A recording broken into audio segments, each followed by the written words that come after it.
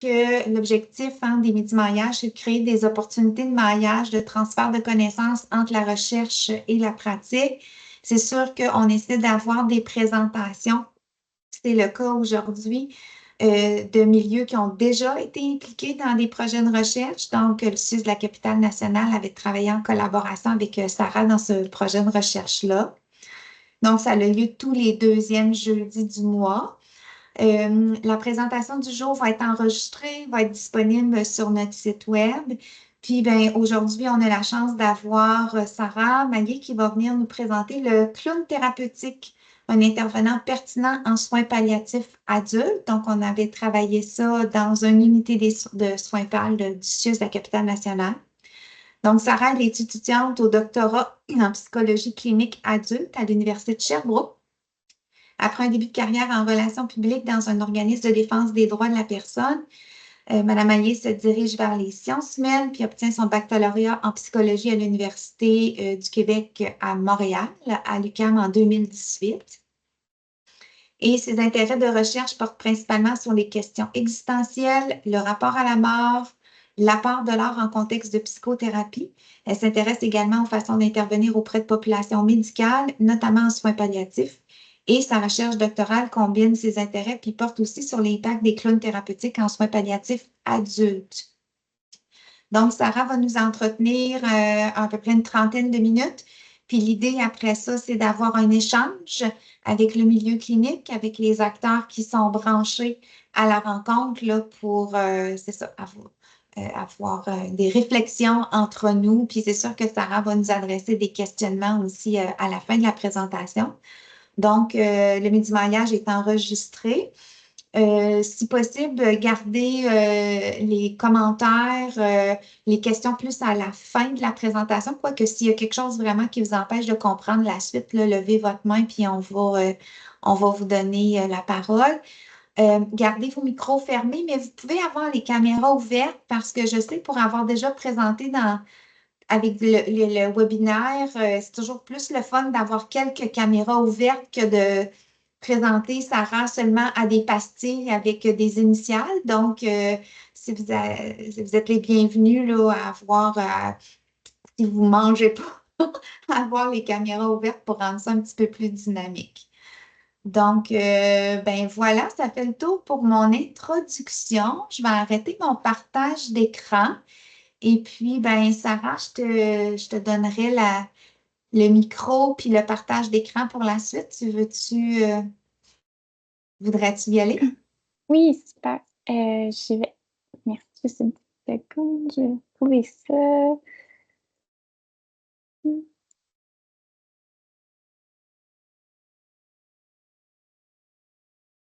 On voit bien ton partage, Camille. Camille, Sarah. Pas de problème. OK.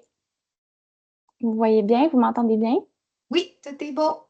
OK, super. Alors, ben, bonjour. Je suis bien contente d'être avec vous aujourd'hui. D'ailleurs, je voulais remercier le Centre d'excellence sur le vieillissement de m'avoir invitée. Comme l'a dit Lynn, je suis étudiante au doctorat en psychologie clinique à l'Université de Sherbrooke. Puis, j'ai fait ma recherche sous la direction du professeur Alfonso Santarpia. Je viens tout juste de déposer mon mémoire doctoral la semaine dernière, donc je suis bien contente d'être avec vous pour vous présenter un peu ma recherche, le processus de recherche, les difficultés que j'ai rencontrées, puis bien sûr les résultats. Je vais essayer que ce soit le plus intéressant possible pour vous, puis essayer de faire possible des ponts avec vos pratiques puis vos préoccupations professionnelles. Puis aussi, comme je l'ai dit, je suis étudiante chercheuse, donc je m'excuserai là, si j'utilise des fois pas les bons termes qui sont utilisés en clinique. Là, mon vocabulaire vient 100% de la recherche, donc n'hésitez pas à me corriger là, si je ne dis pas les bonnes affaires.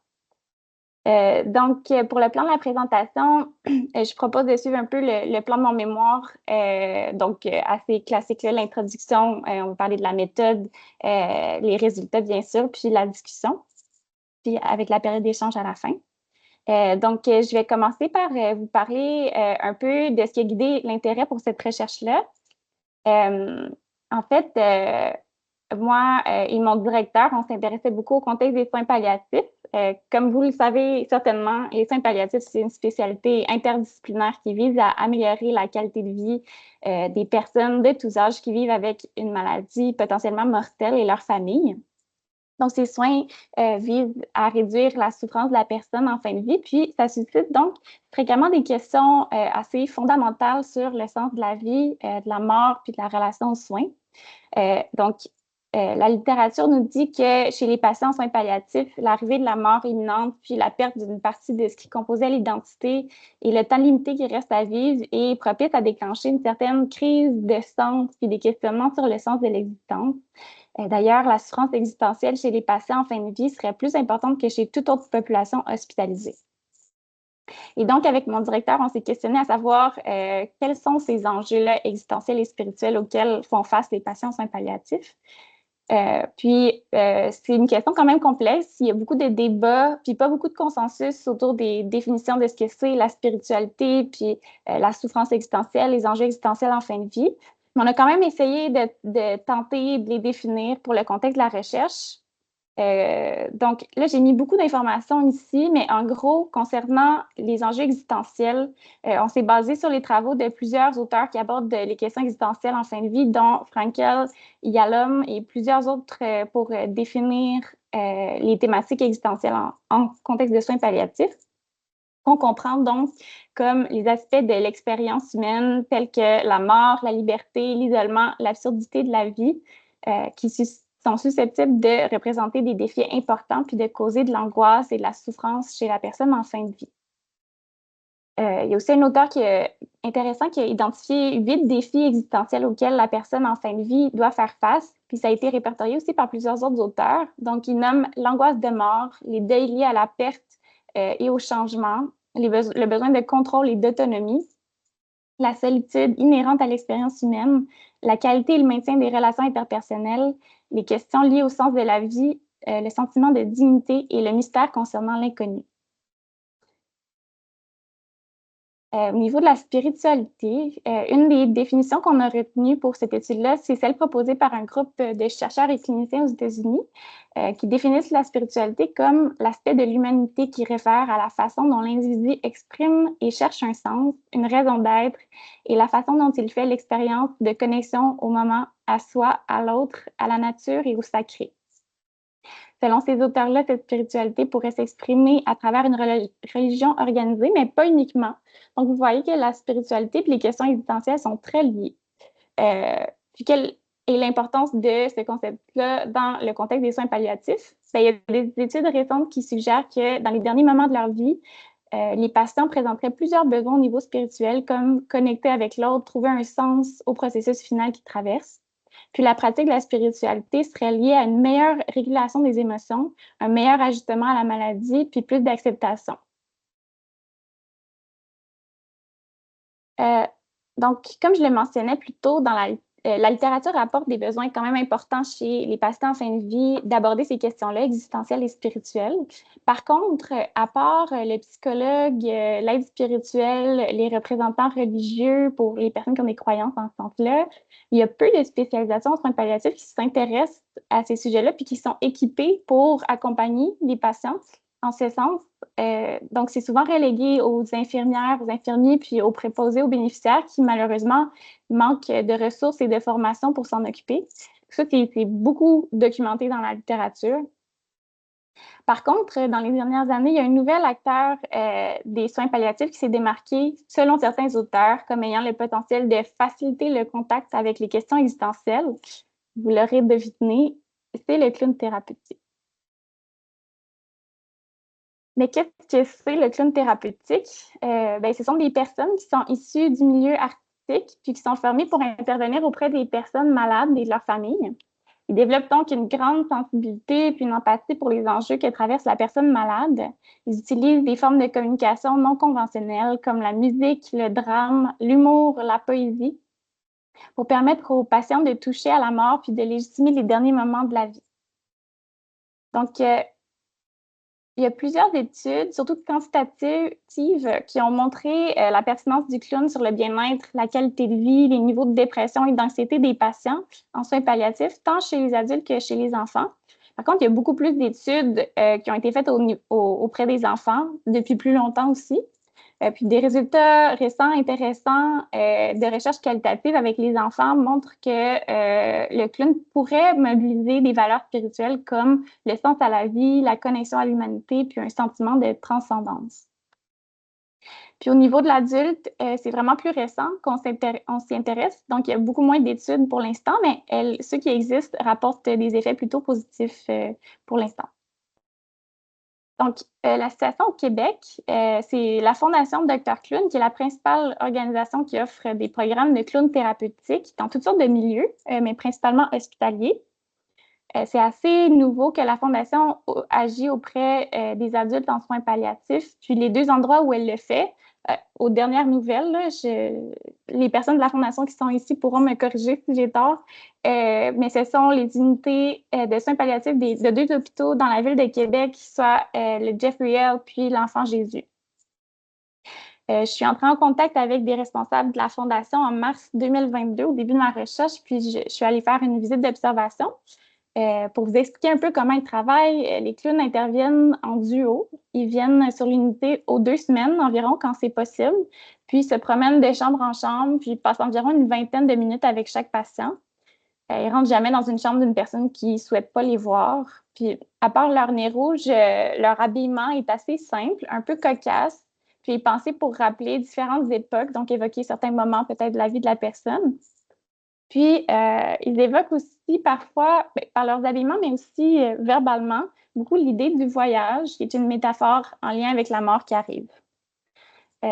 Donc, je voulais vous montrer une petite vidéo. Là, j'espère que ça va fonctionner. J'ai mis le lien, en tout cas, si ça ne fonctionne pas, pour que vous ayez intéressante faite par la Fondation. Je vais essayer de vous montrer un petit extrait. Donc, faites-moi un signe si jamais ça ne fonctionne pas.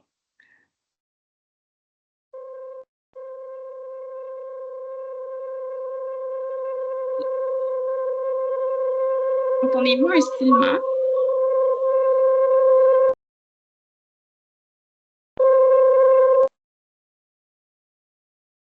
On n'a pas le son. Là, est-ce que ça fait... Madame Saint-Pierre? Bonjour, Madame Saint-Pierre. C'est nous. Oui. On est rendu accro à votre téléroman. Quelle scène serait la plus importante à mettre dans votre téléroman? Oui, c'est sûr qu'avoir un enfant. Votre enfant? Ben oui. Oh. On a bientôt. Oh oui! Fait que la naissance, on va l'envelopper. Joseph, Danny, Kevin, je veux te dire que tu as le rôle principal dans le grand téléroman de Madame Saint-Pierre.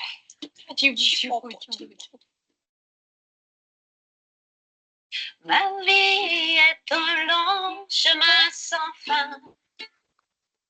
Je ne sais pas très bien. Avant de Dr Clown, de la belle visite, on entre autrement en contact et on va toucher autre chose chez la personne. D'entrer dans un peu la folie des gens, d'entrer dans leur imaginaire, d'entrer dans ce qui les animait, dans ce qui les rendait heureux. Si c'est quelqu'un qui aimait la poésie, ils vont se lancer dans la poésie. S'ils aimaient la musique, ils vont aller dans une chanson. Ils vont vraiment chercher là où la personne a des affinités, a des plaisirs, puis ça vient la rencontrer sur son propre terrain, un terrain qui est souvent sur la médecine un peu inconnu. On va rester dans notre créneau médical, de soins infirmiers, etc. Pour sortir un peu de l'image, justement, là, du clown qu'on avait là, de notre enfance, qui est là pour nous faire rire puis fait des folies. Ce que nous, on voit de l'équipe Dr Clown, c'est que c'est des gens qui créent un contact très rapide, qui vont chercher l'essentiel. Les patients et les familles vont souvent se confier au personnel infirmier ou à l'équipe médicale sur place. Ils ont comme besoin de parler de l'expérience qu'ils ont vécue, puis ils sont eux-mêmes surpris quand un patient part en voyage avec les Dr Clown sur 2-3 mots, puis à un moment donné, ils sont rendus en voilier, en bateau, sur le bord de la mer. Ils ne s'attendaient pas à ça du tout. Donc, ils vont avoir besoin souvent de nous le raconter, puis de nous expliquer le bienfait que ça leur a fait, de sortir les patients de leur maladie, de leurs symptômes, d'oublier ça, mais aussi la capacité de les amener dans leurs souvenirs, qu'ils soient joyeux ou que ce soit triste, mais de leur permettre de revivre ça, de remettre les choses en perspective. Elle a fait 51 ans le 25 mai cette année. Je veux dire qu'un dans l'autre, on s'est complété, on s'est apporté. Quand on est reparti pour un autre 5 heures. Vous savez, moi, c'est dans les deux-là. On remet le bail dans l'au-delà. Vous allez beaucoup être dans le moment présent et à se commémorer, à avoir de belles mémoires, de beaux souvenirs. Le message qu'elle véhicule est sérieux. Elle véhicule un message d'amour et d'espoir. Merci. Merci. Je vais arrêter ceci.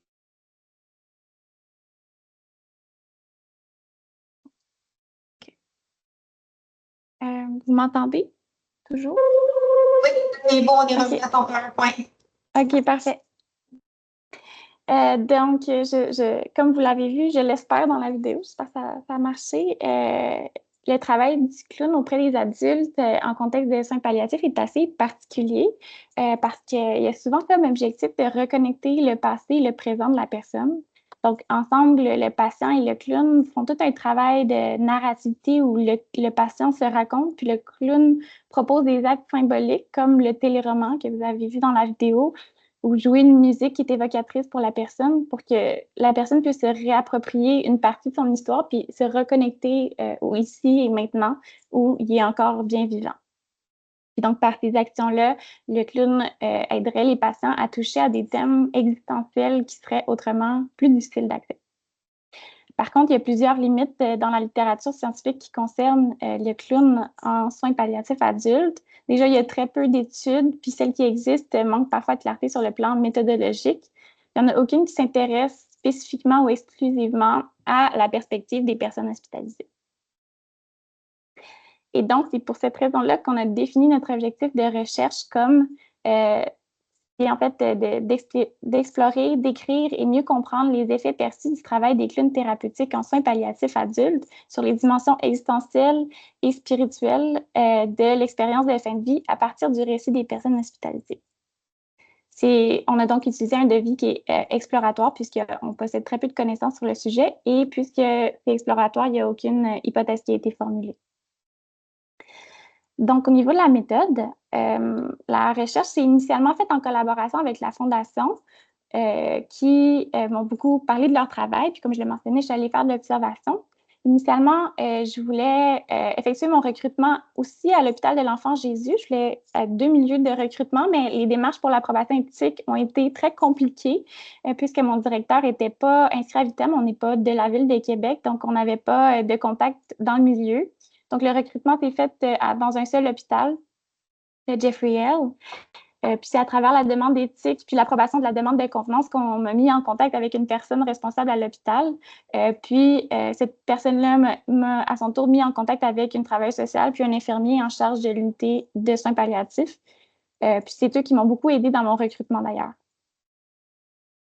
Donc, la procédure de recrutement consistait à ce que les intervenants du milieu que j'ai nommé s'occupaient du premier contact avec les participants potentiels. Ils leur présentaient ma recherche brièvement, puis leur présentaient le petit pamphlet que j'avais préparé et que vous pouvez voir dans la diapo.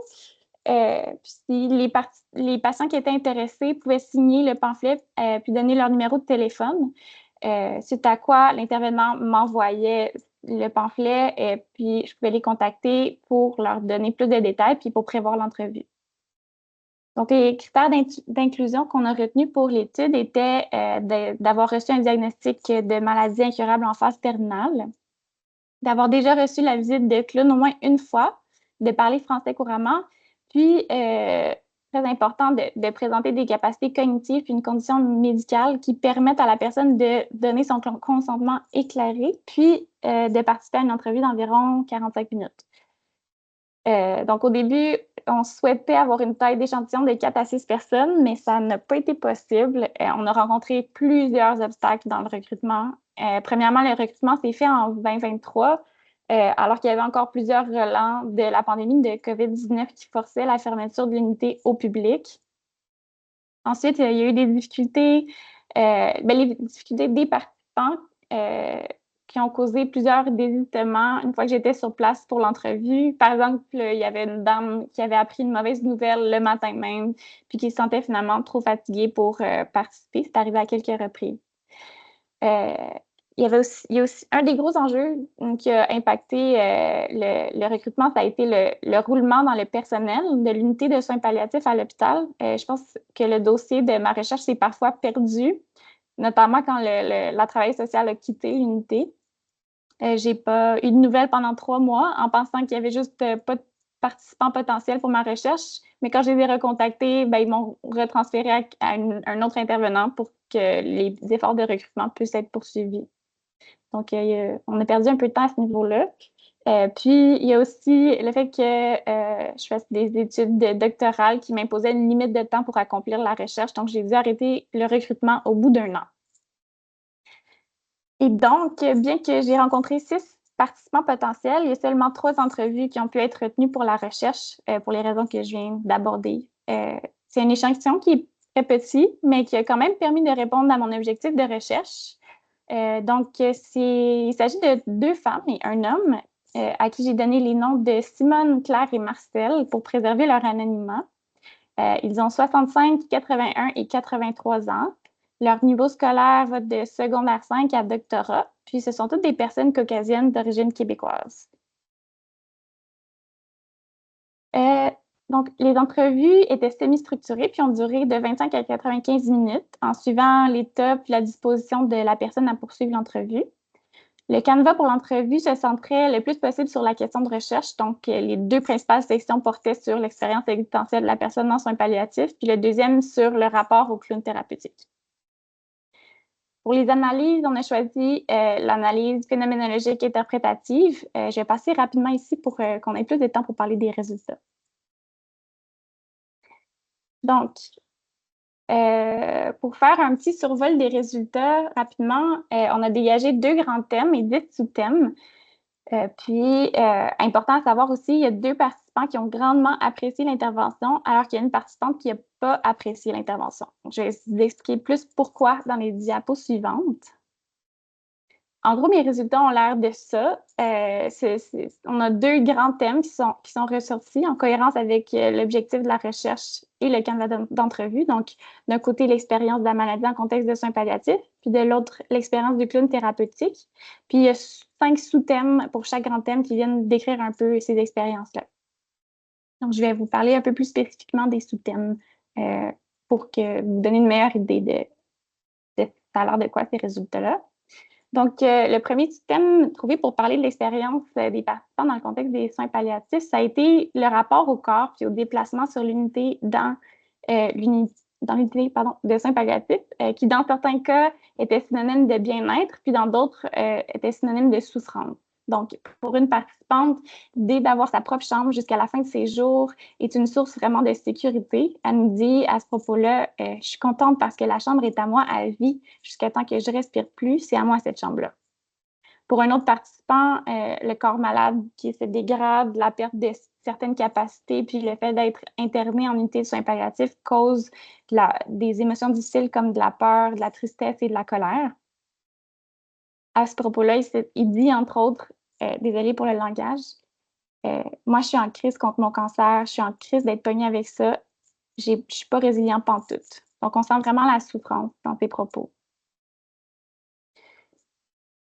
Pour les participants, l'arrivée dans les soins palliatifs puis la perte graduelle d'autonomie semble amener une réflexion sur l'identité, mais également une confrontation à la possibilité ou l'impossibilité de maintenir un mode de vie qui est cohérent avec cette identité-là.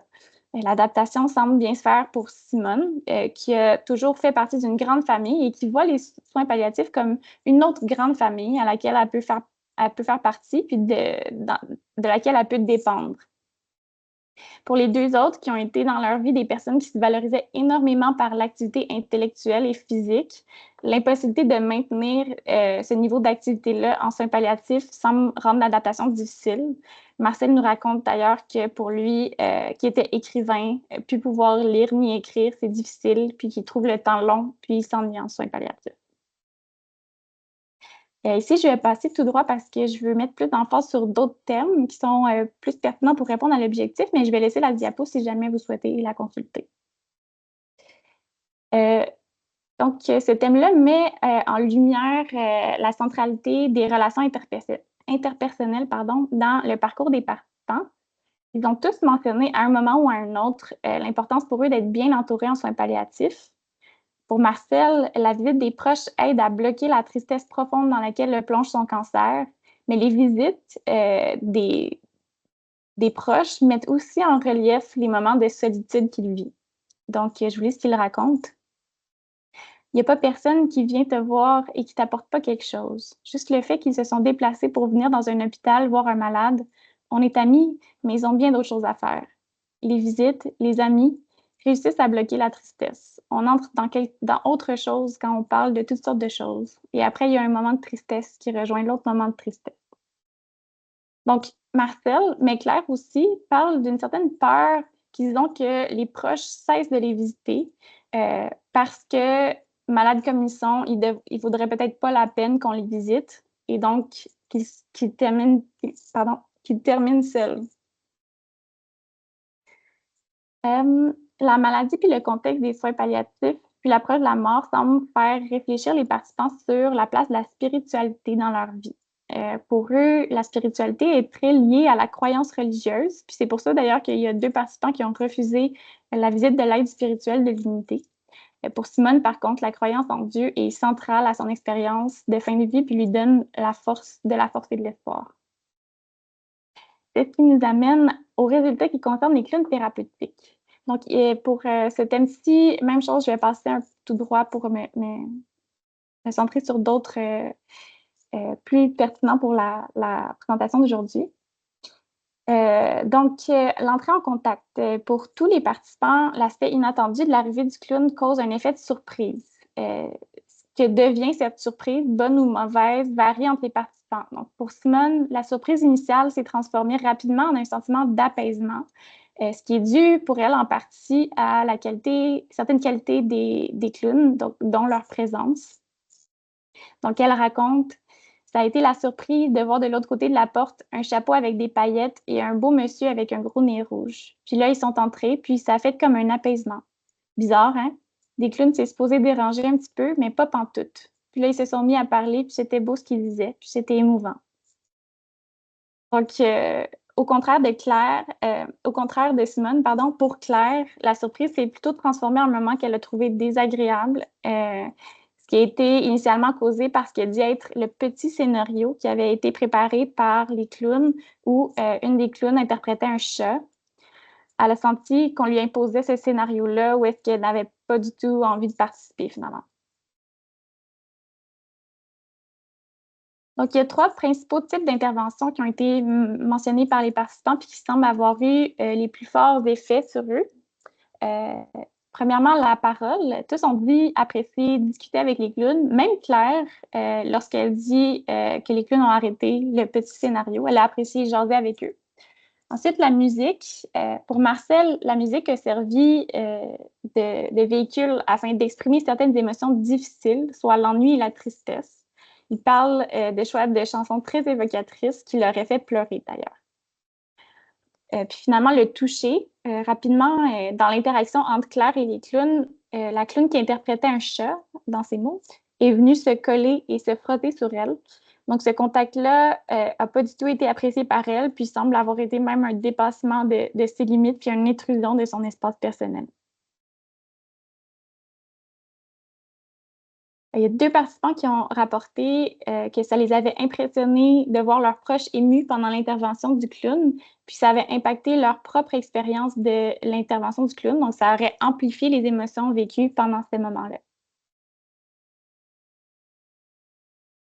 Ce système-là est particulièrement chargé, puis je vais m'y attarder un peu plus parce que je pense qu'il nous informe très bien du genre d'impact que peut avoir la visite du clown thérapeutique. Un élément nommé à plusieurs reprises par Simone, c'est l'idée que la figure du clown évoque pour elle l'espoir. Je ne l'ai pas relevé dans mon mémoire, mais je vous en parle à vous parce que je pense que c'est quand même intéressant. Il y a 2 autres personnes que j'ai rencontrées, mais qui n'ont pas pu être retenues dans la recherche, qui m'ont aussi nommé l'espoir comme le pouvoir évocateur du clown d'évoquer justement cet espoir-là. Ils n'ont pas donné énormément de détails, mais je pense que c'est quand même pas anodin et intéressant. Et ça a été nommé aussi dans la vidéo par l'homme qui parlait de son expérience du clown. Donc, pour Simone, cet espoir-là contient plusieurs choses. C'est l'espoir dans les jours qui restent et qui redonne un sentiment d'être intéressante et bien en vie, l'espoir même d'aller vers Dieu, selon elle. Donc, il y a toute une connotation spirituelle ici. Ensuite, Marcel nous parle de comment le clown a cette capacité de permettre des moments de création qui, pour lui, aident à reconnecter avec la part créatrice de son identité. Il dit « J'aime le jeu, ce jeu-là où deux êtres décident d'être fous. Vous êtes deux fous ensemble, c'est beau ça. » Dans tous les jeux comme ça avec les clowns, il y a toujours un moment extraordinaire de poésie. Ça éclate dans la poésie. Ça, c'est beau. Une autre mise en compte importante de la visite du clown, c'est la façon dont cette figure-là a évoqué pour tous les participants un rapport à l'enfance. Pour Simone, c'est encore une fois l'espoir de retrouver un peu notre cœur d'enfant. Donc, cette idée un peu d'émerveillement naïf à l'enfance. Marcel mentionne également une déception enfantine lors du départ du clown. Et pour Claire, comme on l'a déjà mentionné, le rapport à l'enfance est plutôt péjoratif. Pour elle, l'intervention du clown l'infantilise et nie son identité de femme adulte. Dans ses mots, elle dit « J'ai pas aimé le petit scénario, j'ai pas aimé de me faire coller comme ça, j'ai trouvé ça infantilisant, comme s'il nous prenait pour des enfants. » Donc, vous voyez que les perspectives des participants sur la visite des clowns sont quand même assez variées. Donc, que comprendre de ces résultats? En fait, en liant les sous-thèmes des deux grands thèmes principaux, ça nous donne quelques indices de quel genre d'impact les clowns peuvent avoir sur les sphères existentielles et spirituelles de l'expérience de fin de vie. Il y en avait beaucoup de liens à faire, comme vous le voyez. Et comme on a juste 30 minutes, je vais résumer, puis je vais passer directement aux conclusions qu'on a tirées de tout ça.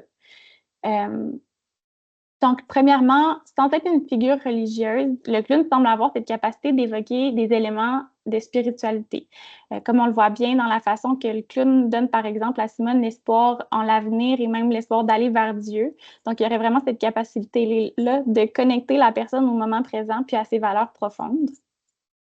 Il y a aussi l'idée que le clown pourrait aider à alléger la souffrance existentielle. Donc, en liant l'expérience du clown à la souffrance rapportée en lien avec la maladie puis les soins palliatifs, on peut comprendre que le jeu, l'utilisation de l'absurde, puis surtout la musique, cause des occasions de catharsis des émotions difficiles, donc la tristesse, le désespoir, la colère, qu'on peut comprendre comme de la souffrance existentielle. Donc, l'intervention du clown permettrait, entre autres, d'extérioriser cette souffrance-là, comme on le voit, par exemple, par les larmes de Marcel. Une autre conclusion qu'on a tirée, c'est que le clown a également le potentiel d'exacerber cette souffrance existentielle-là, à moindre mesure, bien sûr, mais c'est ce même pouvoir évocateur-là qui permet d'apaiser la souffrance, qui pourrait aussi causer un certain malaise quand la personne, sa sensibilité puis son histoire ne sont pas prises en compte dans le jeu avec le clown. C'est ce qui semble s'être produit avec Claire, qui s'est sentie infantilisée quand elle a senti qu'on lui imposait un toucher puis une histoire alors qu'elle n'en avait pas envie. Le rapport au corps dépossédé, douloureux de la personne en soins palliatifs pourrait être une piste explicative de la souffrance qui a été vécue par Claire dans ce contact-là. Puis dans le contexte où les patients peuvent souffrir aussi de la perte d'autonomie puis de la vulnérabilité face à la maladie, des actions perçues comme infantilisantes peuvent accentuer la détresse liée à l'autonomie. Une autre conclusion, c'est que la connexion avec le clown permettrait de briser l'isolement puis la solitude, puis de se sentir bien en vie dans le moment présent. Et ça, c'est assez clair dans tous les témoignages. Des indices dans le discours des participants montrent vraiment que la qualité de présence des clowns permettrait des moments forts de connexion à l'autre, de la connexion au clown, mais aussi la connexion aux proches, à soi-même, puis à ce qui est important pour soi, puis son sentiment d'identité, ce qui évoque vraiment une connexion spirituelle. Donc, c'est ça. Puis, toutes ces conclusions permettent d'identifier quelques qualités essentielles du clown thérapeutique en soins palliatifs qui sont cohérentes aussi avec ce que dit un peu la littérature à ce sujet-là, soit la présence attentive et empathique la sensibilité aux enjeux physiques et psychologiques des patients, l'ouverture au refus des patients, puis la sensibilité au langage corporel non verbal qui pourrait indiquer une fermeture ou une ouverture. Donc voilà, j'avais mis quelques limites et futures recherches, mais je pense qu'on arrive un peu à la fin du temps. Donc, je vais peut-être garder ça plus pour la partie échange. Donc voilà, merci pour votre écoute. J'espère que vous avez appris quelque chose sur le clown thérapeutique. Est-ce que j'arrête le partage ou je le laisse comme ça pour l'échange? Ben, là, je pense que mon son fait encore. Est-ce que vous entendez encore mon son, Tana? Ah, C'est correct maintenant. C'est arrêté. OK, super. Ben, en fait, non, tu peux peut-être le laisser, Sarah. Puis je voyais qu'il y avait des mains levées. Là. Je pense que la conférence est très appréciée. Puis il y avait des commentaires. Je n'ai pas vu de questions dans le chat. Donc, tu avais comme question pour le moment d'échange, comment qu'on peut évaluer les effets du clown sur une population peut-être plus avancée dans la maladie. Il est vrai que toi, tu souhaitais avoir des gens quand même, des questions recherche aussi consentement qui avaient une capacité cognitive. Est-ce que d'autres chercheurs ont rencontré des embûches au recrutement en lien avec la population en soins palliatifs, puis s'ils ont trouvé d'autres solutions? Fait que je pense que c'est une question qui est pertinente aussi.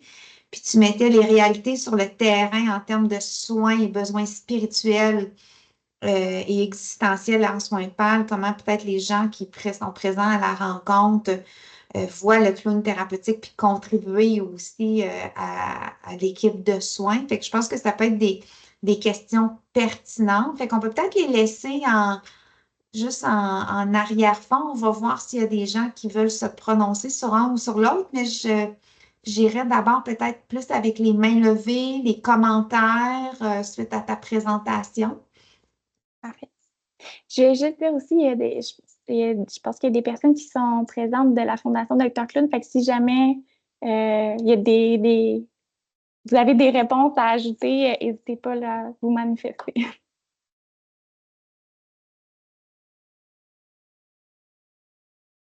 Et on peut peut-être arrêter le partage d'écran, Sarah, pour que les gens ouvrent leur caméra.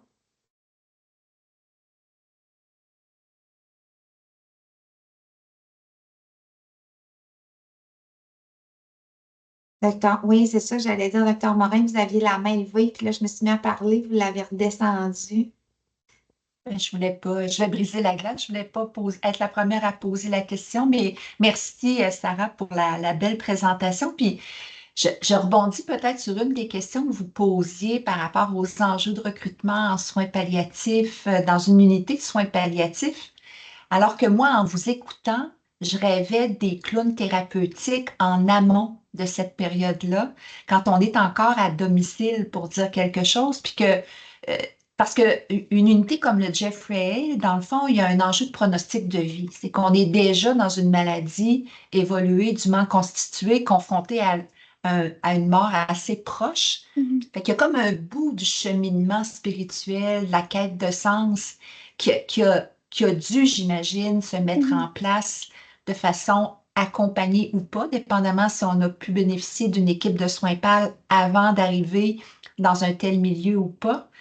C'est ça, je me disais, est-ce que ce temps-là, ce moment-là du parcours de la maladie, il y aurait une place aussi pour la fonction ou l'accompagnement d'un clown thérapeutique? Ça, je ne réponds pas à vos questions, j'en amène une nouvelle. Puis je ne sais pas s'il y a de la littérature. Tu sais, il y a des centres de jour maintenant de soins palliatifs qui s'ouvrent un petit peu partout. Est-ce qu'il y a des clowns thérapeutiques qui se greffent, par exemple, à ces environnements-là? Donc, je ne veux pas vous coincer avec ma question, mais si vous avez des petits éléments de réponse, je serais curieuse de vous entendre. Oui, c'est une très bonne réflexion. Tu sais, je pense que c'est encore limité, là, l'accès qu'on a à ce type d'intervention-là. Là, tu sais, c'est pas, il y en avait juste dans la ville de Québec, puis dans ces deux hôpitaux-là, à ma connaissance là, personnelle. Donc, je ne sais pas dans quelle mesure ils agissent à domicile. Je sais que ça existe. Là, j'ai vu ça dans la littérature ailleurs, au Québec. j'ai pas vu ça. Peut-être ailleurs au Canada, ça serait intéressant de regarder. Ce qui est intéressant par rapport au processus avant l'arrivée en soins palliatifs, je ne l'ai pas nommé dans ma présentation, mais à peu près tous les participants m'ont parlé d'une période très chaotique avant l'arrivée en soins palliatifs où est-ce qu'ils étaient seuls, ils sentaient qu'il manquait de soins, ils sentaient tous qu'ils s'approchaient un peu de la mort, mais dans une étape de la maladie. C'est ça, où ça semblait très, très souffrant. Puis une fois que le pronostic arrive, c'est très rapide. Ça peut être, en tout cas pour certains, ça l'a été pour Marcel, je pense, très, très rapide l'arrivée sur les soins palliatifs. Il disait qu'il n'avait pas eu le temps de faire le ménage de sa maison. C'était comme le lendemain matin à 9h30, il arrivait sur l'unité. Donc, c'est ça. Je pense que c'est peut-être, oui, pour certains, il y a tout un genre de processus qui se fait avant l'arrivée sur l'unité, mais peut-être pour certains, c'est plus rapide. Même, il qualifiait cette période-là de bordélique. Fait que ce serait intéressant, effectivement, de voir c'est ça, le processus avant, comment ça se passe, comment ça influence le rapport à ces questions-là existentielles. Je n'ai pas vraiment de réponse à vous donner. Je suis désolée, je ne sais pas s'il y a quelqu'un d'autre qui a des pistes qui veut intervenir. On comprend quand même, c'est qu'il y a des choses dans la littérature que tu as vues, Sarah, qui se font peut-être pas nécessairement au Québec, mais en lien avec ailleurs que dans le milieu hospitalier qui existe, là. C'est ce qu'on comprend là, de ta réponse. Oui, ben, je pense que c'est ça. C'est de plus en plus populaire, là, les clones thérapeutiques comme forme alternative de thérapie. Puis, il y a toutes sortes d'études qui se font sur cette intervention-là à plusieurs niveaux, puis dans plusieurs unités, pas juste à l'hôpital non plus. Là. Je peux pas vous en dire beaucoup plus sur le sujet, malheureusement. Je me suis plus centrée sur les soins palliatifs, mais on espère que ça va continuer comme ça, les efforts, puis le financement surtout. Merci. Je vais y aller avec l'ordre des mains levées, puis peut-être qu'en faisant le tour de roue, il y aura des gens de la société, là, puis de Dr. Clune qui pourront peut-être apporter d'autres éléments de réponse. Là. Edeltraud, tu veux-tu y aller? Ben, moi, ce ne serait pas trop les réponses, là, je pense bien, là, parce que c'est nouveau pour moi. Mais merci pour l'idée de faire de la recherche sur cette intervention là, au Québec. Là, bravo. Puis, ben, je compatis avec vous que c'était difficile de recruter des participants. C'est jamais facile là, dans la recherche qualitative d'avoir assez de participants. Puis ça, c'est un contexte particulièrement difficile. Je ne sais pas si dans votre vie, vous pensez à d'autres recherches ou si c'est une thématique classée, là, mais peut-être si jamais quelqu'un ou vous reviendrait là-dessus, on pourrait peut-être aussi parler aux soignants, là, aux intervenants, comment eux, ils perçoivent l'arrivée, comment ils préparent les patients, comment ils voient l'après. Alors, tu sais, ça pourrait peut-être ajouter des éléments là, à la réponse qu'on n'a pas parce qu'on n'a pas tous les participants qu'on veut. Là, moi, j'ai évidemment ma question facile. Vos participants, j'ai peut-être pas fait attention, mais ce n'étaient pas des personnes très âgées, il me semble, là, parce que ben, nous, on est beaucoup dans le monde des vieux, là. C'est que je me posais la question si l'âge joue dans l'acceptation puis dans la popularité de cette approche. Puis là, ben, mon dernier commentaire, il va encore ajouter une question parce que moi, je connais bien la réalité dans les milieux de soins de longue durée où il y a des personnes très âgées puis en grosse perte d'autonomie puis aussi souvent avec des atteintes cognitives. Puis il me semble qu'il n'y a jamais des clowns là-dedans. Là. En tout cas, je n'en ai pas vu ben. Là. Alors, là, c'est quelque chose qui... Je me dis, ben, c'est peut-être là, d'avoir des clowns en soins de longue durée, là, ce serait tout un autre élément, puis on pourrait très bien regarder qu'est-ce que ça fait, pas juste aux personnes âgées, mais aussi à l'ambiance. Moi, je crois fermement que dans un milieu de soins de longue durée, on est un ensemble de personnes. On a les résidents, on a les intervenants de plusieurs niveaux. il y a aussi les visiteurs. Puis tout ce monde-là, quand ils vont bien ensemble, ça finit pour un groupe individuellement. C'est juste une question de plus. Merci beaucoup là, de votre travail. Ah, mais merci, ben, c'est super intéressant ce que vous apportez.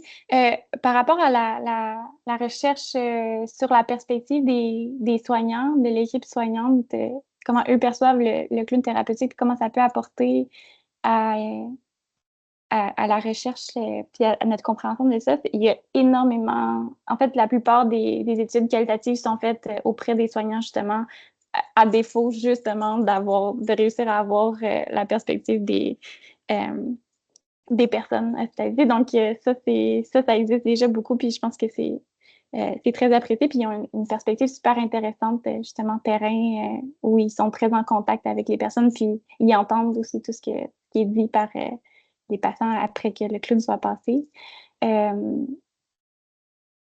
J'ai oublié c'était quoi le deuxième point, mais pour le dernier point, concernant les patients avec des pertes cognitives plus importantes, je ne l'ai pas mis, mais dans la vidéo, il y a un moment vraiment touchant avec un patient qui je ne sais pas exactement c'est quoi sa situation, mais qui a pas de capacité de communiquer, qui a des grosses difficultés respiratoires, puis c'est une intervention qui est très douce, qui est faite par le clown.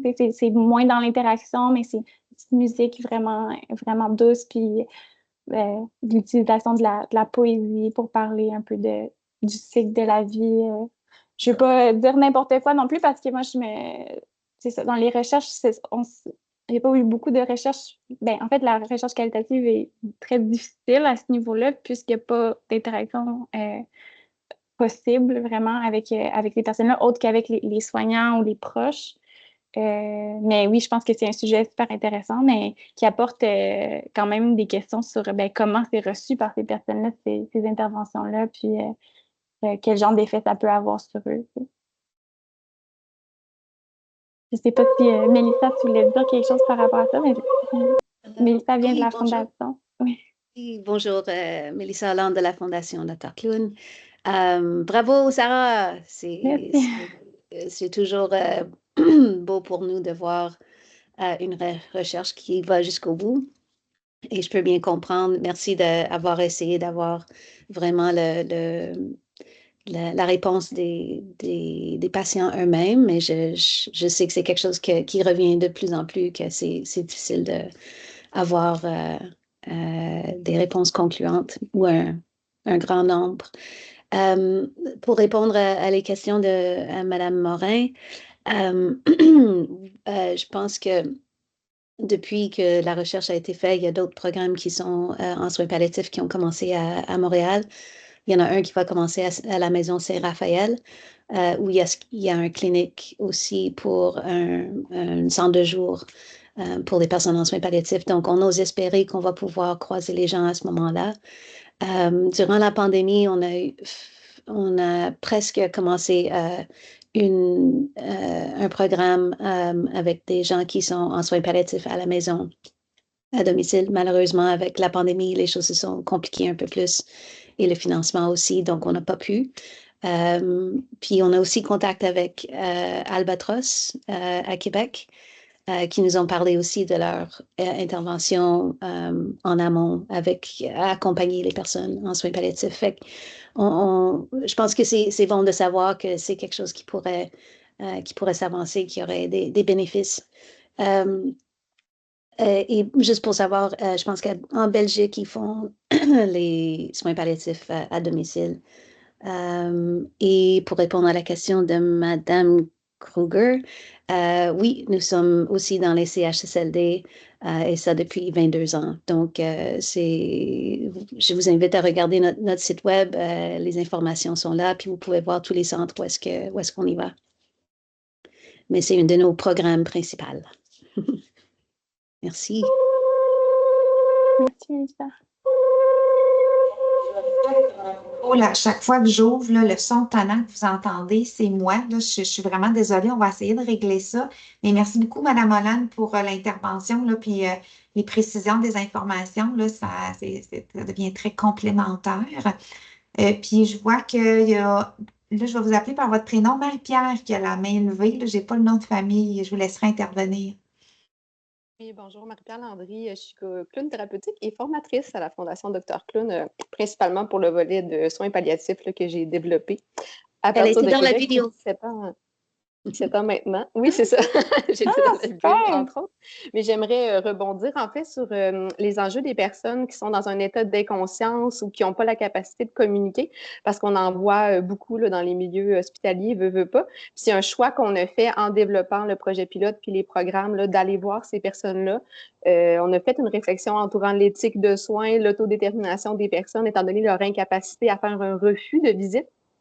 Puis notre conclusion, en fait, c'était que pour avoir une approche holistique en santé, bien, nécessairement, si on se met à offrir seulement des soins qui sont médicaux puis axés sur l'aspect physique de la personne, bien, on ne respecte pas à ce moment-là la philosophie des soins palliatifs. Donc, on s'est dit que c'était de notre devoir de continuer à être en état d'offrande puis d'aller offrir finalement une situation improvisée de jeu aux personnes, même quand elles sont inconscientes. On le fait avec une approche qui est douce, qui est adaptée, puis qui va moins aller justement dans un toucher qui ne peut pas être refusé ou accepté. Donc, on va aller plus dans des ambiances sonores pour favoriser des vibrations chez la personne. Puis pour pouvoir évaluer ça, parce qu'il y avait aussi cette question-là qui a été soulevée, comment on peut aller évaluer quand les personnes sont dans des états plus avancés. Là, maintenant, il y a beaucoup d'aide médicale à mourir dans nos milieux, mais quand on a commencé le projet pilote, il y avait beaucoup d'états davantage, là, je cherche mon mot clinique là, pour si quelqu'un peut m'aider. Au niveau de, dans le fond, endormir les personnes avec un médicament, mais fait qu'on est vraiment dans un état, la personne, elle est sur le bord de s'en aller, mais des fois, elle est maintenue comme ça pendant un certain moment, donc on allait quand même visiter ces personnes-là pour leur offrir ça. Les personnes ne peuvent pas s'exprimer sur leur appréciation du moment, mais d'un point de vue, merci, sédation palliative, c'est ce que je cherchais, on peut quand même observer d'un point de vue corporel chez les personnes. Moi, j'ai une formation dans le service social de niveau maîtrise. C'est le genre de choses qu'on fait en intervention, observer. La personne, elle peut s'exprimer verbalement, mais son corps parle pour elle aussi. Donc, nous, on observe de l'apaisement dans les traits. On observe une modification de la respiration. Donc, il y a ces éléments-là quand même sur lesquels on peut porter notre attention pour ces personnes-là pour être à l'affût de est-ce qu'en ce moment, on est en train de lui faire du bien? Parce que notre objectif, c'est toujours de d'abord ne pas nuire comme n'importe quel autre soignant dans une approche qui est de collaboration interprofessionnelle avec le reste de l'équipe. Merci beaucoup, Marie-Pierre, pour le complément d'information très intéressant. Je vois qu'il y a Gwendal qui a la main levée. Oui, bonjour à tous. Merci beaucoup pour votre rapport de recherche. Là, même si l'échantillon est petit, c'est toujours intéressant d'avoir plus de connaissances sur le sujet. On connaissait déjà l'apport de la musique, de la zoothérapie, des massages, mais les clowns, c'est peut-être encore un peu moins connu, moins étendu, en tout cas, on a moins de recul. Dans votre recherche, on parle donc des usagers qui ont accepté de rencontrer les clowns. Est-ce que vous savez le pourcentage d'usagers qui refusent la présence des clowns et pourquoi ils refusent? Puis mon autre question, c'est est-ce que avant de devenir clown en soins palliatifs, est-ce qu'on reçoit une genre de formation, une sensibilisation à la particularité des soins palliatifs? J'ai pas parlé de ça dans mon étude. J'ai quelques indices. Je ne sais pas si Marie-Pierre ou Mélissa serait sûrement mieux placée que moi pour répondre à ces questions-là. Je peux compléter, là, comme je suis formatrice, justement, donc, ben oui, la réponse, c'est oui. Là, il y a une formation spécifique. Il y a une formation, en fait, tout court pour devenir clown thérapeutique. Quand on commence, on a une formation qui est psychosociale. On s'intéresse à notre rapport à la mort. On s'intéresse aux approches relationnelles, sensorielles. Donc, ça, tous les artistes de la Fondation sont des artistes professionnels qui ont cette formation. Et pour aller en soins palliatifs, ben, il y a encore une formation de plus. Donc, ben, premièrement, ça prend un intérêt. C'est pas tous les clowns de la Fondation qui sont obligés de travailler dans ce milieu-là. Ça prend une disposition personnelle, émotive pour y aller à un certain moment de vie. Des fois, on a besoin de faire une pause. Moi, ça m'est arrivé de faire une pause de quelques mois parce que je sentais que j'avais moins d'espace émotif pour accueillir l'ensemble de la palette des émotions là, qui se passaient dans ce milieu-là. Donc, on offre des formations initiales, mais aussi de la formation continue aux artistes parce que c'est toutes sortes d'enjeux qui sont soulevés. Là. Donc, justement, là, la situation de la dame qui a senti qu'on lui avait imposé, c'est ce genre de situation qu'on travaille avec des mises en situation puis en co-développement. c'est exactement le genre de situation qu'on va faire vivre aux clowns pour leur montrer comment nommer l'inconfort puis comment reculer. Tu sais, on l'a vu, là, il y a eu une histoire de chat, mais après ça, on a entendu les clowns, ils ont arrêté. Donc, ils l'ont senti. On fait de l'improvisation, mais quand on sent que la personne n'est pas d'accord, bien, on cesse l'improvisation puis on fait une autre proposition. Donc, on va à la pêche pour répondre aux besoins, comme le font aussi souvent les travailleurs sociaux, les psychologues, quiconque est en soins. Tu sais, il faut tendre la perche de différentes façons pour rejoindre la personne dans qui elle est, finalement. Là. Donc, c'est ce qu'on fait avec les formations. Puis, par rapport au nombre de refus, ça a été une de nos surprises lors du projet pilote quand on a fait le bilan. On n'a pas plus de refus en soins palliatifs qu'on en a avec les enfants ou qu'on en a en CHSLD. Donc, ça, c'est quelque chose qui nous a étonnés, puis en même temps réconfortés sur la pertinence de notre présence. Les gens ils ont besoin d'avoir une diversité d'offres qui correspond à qui ils sont, puis l'art fait partie de ça. Merci. Merci, Dr. Morin. Puis, je ne sais pas, je voyais que Mme Doucet-Beaupré, vous avez redescendu là, la main, puis Dr. Morin, je vous laisserai aller.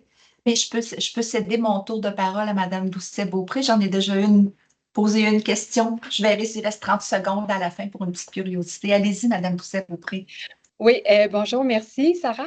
En fait, je sais que c'est comme une micro-question, puis peut-être qu'on n'a pas le temps, mais dans le fond, je comprends que là, l'intérêt était sur l'approche des clowns thérapeutiques, mais est-ce qu'on a une idée comment ça se compare? Je sais qu'en milieu de soins palliatifs, par exemple, les doulas en fin de vie font de plus en plus leur incursion. Est-ce que c'est comme de comparer un peu les approches ou comment ça peut, quel serait le plus pertinent dans quelles circonstances? Avais-tu une petite pensée sur ça ou quelque chose comme ça?